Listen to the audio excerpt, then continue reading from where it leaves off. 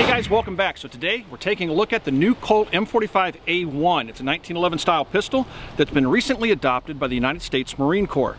You'll notice it's different from the standard railgun upon which it's based, and we'll talk about those differences in a little bit, but you'll also notice the markings. It says USMC on it. It also has a unique serial number on the frame. It says EGA for Eagle Globe and Anchor, making it the Marine Corps pistol. Let's take a look at this pistol and learn more about it.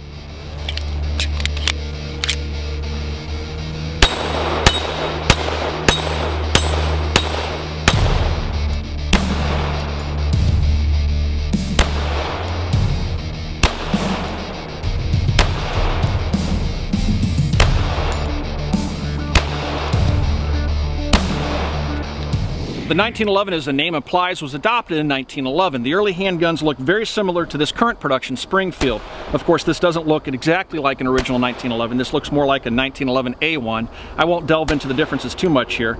But the handgun continued on in service in the U.S. military until around 1985, when it was replaced by the M9 Beretta. The M9 Beretta continues on in both the Army and the Marine Corps as a standard service pistol. However, various units within the military have continued to use the 1911.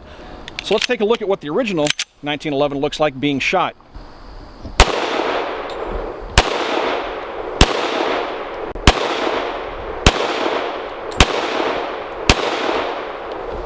The old girl shoots pretty good, but what are the differences? Well, here we have the M45A1.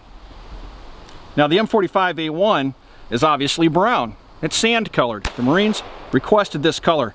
I personally think the color's just a little too brown. However, it does look pretty good. Sandy that it is. It has G10 handles on it. You'll notice the slide serrations are more broad than on the original military version. And of course, one of the key features is this 1913 style rail. This rail is not like other 1913 style rails and other 1911s in that it's much larger. Well, not really much larger, but just larger. So if you buy this handgun, you think you're going to put it in a holster that's designed for a 1911 with a rail, good luck. It's not going to fit. I've tried. So I had to go to a custom holster maker, and I'll talk about that holster here in a few minutes.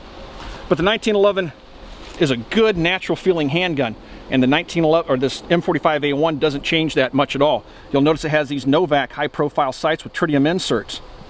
It's a very good feeling handgun. Has the ambi safety lever on both sides. Now, Colt is producing these obviously for the Marine Corps, but they're also selling these to civilians. Colt tells me they're only producing about 80 of these handguns a month, so they're very rare. This handgun cost me $1,900. I found this thing hanging on the wall at my local gun shop. I didn't expect to find it in there. If you remember watching the SHOT Show coverage from a year ago, you'll remember that we shot some video of this on the floor at SHOT Show, and I was hoping to get my hands on one. I just stumbled into this one. I could not resist buying it. But this handgun shoots so much better than the original 1911. It's smoother, and I'll show you why here in a second.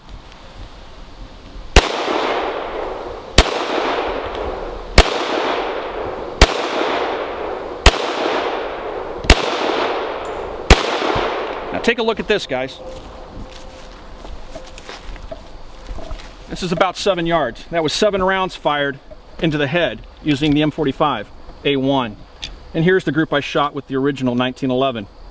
The original 1911 is not a bad shooting handgun. I attribute most of its shootability to the ergonomics. The gun just feels good to me, and it feels good to a lot of shooters. That's why it's such a popular handgun today. But check that group out. Pretty impressive.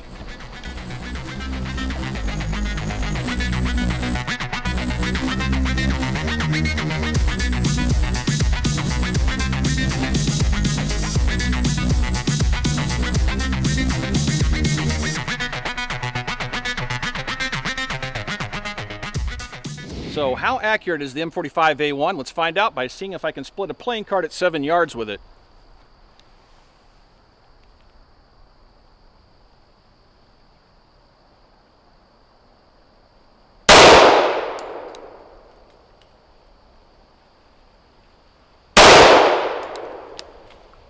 Well, I'd say it's pretty accurate. 2 shots. Cameraman did it in 1 shot though.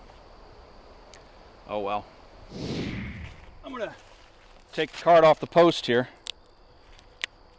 It's a card I just split with the M45A1. Let's walk over here.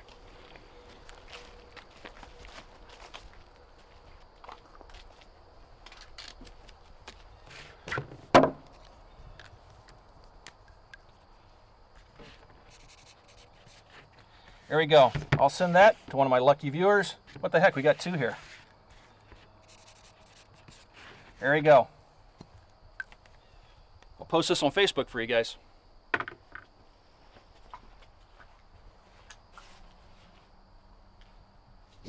Let's take a look inside the M45A1. There are some differences between it and a standard 1911. Here we have the pistol. First thing I'm going to do is lock the slide to the rear, make sure that the gun's empty. You'll notice there's no magazine in the handgun, and the chamber's clear. Field stripping the 1911 is pretty simple, but remember it's 100 years old, so what you're going to have to do is let the slide go home, push down. Now you're going to want to make sure you keep your finger over this because it can go shooting off. Push down on the plunger, rotate the bushing, and you'll notice even though it's a custom 1911, which means it's typically fairly tightly fit, that you can turn the bushing without a tool. The plug comes out, and you'll notice right away that there's something different about this 1911. It has dual recoil springs, one's riding inside the other. Okay, that makes for a very heavy spring. When you pull the slide to the rear on the M45A1, it's going to feel a lot heavier than a standard 1911. Once you get that out, you can push it back to its takedown notch. There's a little detent here. Push it across with your finger and draw the slide stop out. Now you can push the slide forward off the frame of the pistol. Inside is your recoil spring guide. Turn your bushing the opposite direction so it can come out of the frame. The bushing comes out. Push your drop link forward and just push the barrel up and out the front of the slide. Now it's completely field stripped. That's all you need to do to service the handgun most of the time. Here's the frame. It's a very heavy stainless steel frame, and this is a Cerakote finish that's applied over it. All right, so what do you get in the box with the M45A1? Let me move some of these parts out of the way here. The handgun comes in an awesome case. This is a Pelican case. It has the Colt logo on the top. Has these tabs on both sides. You have to push the lock release in here and then lift up on it. Both sides, same thing. And inside, you'll find a cutout here for this Otis cleaning kit. This is a really nice cleaning kit. It has the Colt logo on it, and inside is a really awesome cleaning kit for the handgun. These things are expensive too. You'll find if you go out and buy one of these out in the wild, you'll probably pay 50 bucks or more for an Otis kit such as this. The handgun goes here. You can lift this foam insert out. Has a hard piece of plastic on the bottom, protecting what's down below. And inside here, you'll have 2 Wilson Combat 7-shot magazines and a lock with the Colt logo on it. Up in the lid, you'll have your owner's manual, which is just a standard Colt owner's manual, an NRA advertisement, surprise, surprise, and a test target. The test target comes from the factory. This does come out of the Colt custom gun shop, so it technically is a custom handgun. And it gives the specifics, and you can see how the pistol shoots. Now, this test shooter was showing that the pistol was elevation-wise pretty much spot on, but he was shooting it to the left. I found the handgun shoots to point of aim, as you can see in earlier video. But it's nice to have, so you know the pistol works right out of the factory. They do test firearm and test them for accuracy. Again, 1,900 bucks for this, $19.99 for this handgun. Now, I have noticed these handguns, pardon the wind, are hard to find. Obviously, only 80 of them a month are being sold according to Colt. So you can find them on places like Gun Broker and stuff like that, but you're going to pay a premium. While I only paid $2,000 for mine, I see these things selling online for a lot more than that. I've seen people selling them for $3,000 or more. If you want one, you're just going to have to be patient. They are out there. Never shot it. Are you serious? It's brand spanking new. You're letting me shoot the first 7 rounds? Absolutely. Please do. Damn. Just don't miss. Oh, thanks. That's awesome. Thank you, Tim.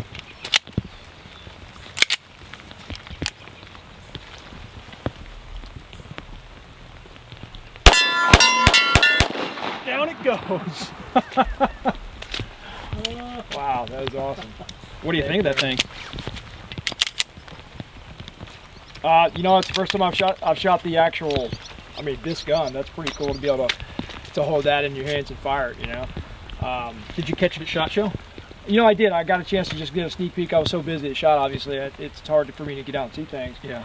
But that is really cool, man. I mean, I try to build and recollect all the guns up, and I would love to have one of these, that's for sure. So I think I'm going to keep it, actually. Yep. I just lucked into it. I walked into my gun shop and they had that thing hanging on the wall. I don't think they knew what it was. So I got pretty lucky with that one, I think. Dude, that is super cool. Thank you, man. Thank you for shooting, man. That was an honor. No, awesome. thank you. The left side of the pistol features a unique roll mark that says Colt with 3 stars, then USMC. The black trigger is much longer than the traditional military trigger of past 1911s. The slide stop and magazine release are in their expected locations and are of standard dimensions. The G10 grips look smart on the pistol and are thicker than traditional double diamond walnut stocks, but no thicker than the Pachmeyer grips of earlier Marine Corps pistols.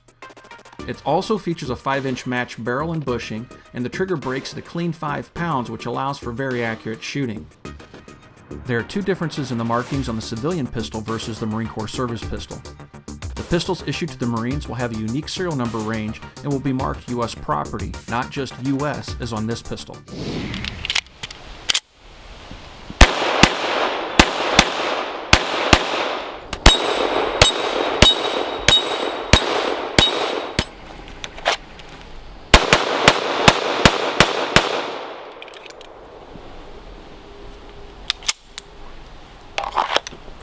As I mentioned, finding a holster for the M45A1 is a bit challenging. Every holster I tried for a railed 1911 didn't work with the handgun, so I had to seek out the help of a custom holster maker. I started looking online trying to find somebody locally, and I came across Contact Concealment. A gentleman by the name of Bruce Weiler owns the company. I went over to his shop, took my M45A1 with me, and we made, in the course of about an hour, of course we were BSing quite a bit, we made this holster. He made it to my specifications. I had asked that he used a black piece of 8mm thick Kydex for the back piece and a flat dark earth piece for the front. Now you'll notice the shape and the size of this pretty much mimics popular holsters that are on the market. On the back side, you have user replaceable belt loops. You can make them larger or smaller. You can get the folding tabs with the snaps, whatever you would like. I had him mold the holster so that it had a slight 10-degree cant forward. And on the back side, I have a sweat guard that comes up most of the way across the slide. So I found that, these guys do good work. Every holster that's made comes from the hands of Bruce himself. It's truly a small shop. Good people. I like the quality of the work. I'll put a link in the description below so you can go check out Contact Concealment. The 1911 is as American as baseball and apple pie. The pistol has served our nation with distinction for over 100 years, which is one of the many reasons why I find myself endeared to the most notable of John Brownings' designs. In my man cave, I have a print of an original painting by the renowned artist Darrell White. The entire print is 22 inches by 24 inches and is hand-signed and numbered by the artist. The print depicts a World War II era Singer Sewing Machine Company 1911 laying on a background of a U.S. Constitution and a map of Normandy, France. The detail is amazing, and the print is on high-quality paper. My print has a hand-drawn remark of a GI, however you can also request Darrell to draw a colonial soldier if you prefer. The price for hand-drawn remarked edition is $240, with only 20 total being available. 250 limited edition prints without the remark are available for $160. The title of the print is Forged from Freedom, and it's available through Darrell's website. I'll put a link in the description below. I found out about this print from Tom over at the Weapons Education channel. I believe my buddy Such also has one of these prints as well. Darrell tells me that Tom was instrumental in helping to bring this artwork to life, so I'll put a link to Tom's channel below. Alright guys, it's time for some quick final thoughts on the M45A1 Colt U.S. Marine Corps pistol. It's $1,999 if you can find one for that price. About 80 of them, according to Colt, a month are released to the public, so that makes them very rare. You're going to pay a lot more than $2,000 for it if you can find it on for sale somewhere online. So, is it worth it? Worth's a relative term. For me, being a former Marine, having this pistol in my collection is a must. I'm very lucky to have found it hanging on the wall of my local gun shop. If you guys have any questions about this pistol, you can ask those questions on our Facebook page. You can find us on Facebook at www.facebook.com/military arms. Also, please swing by the bang switch and check it out. It's our blog. Talk to you guys soon.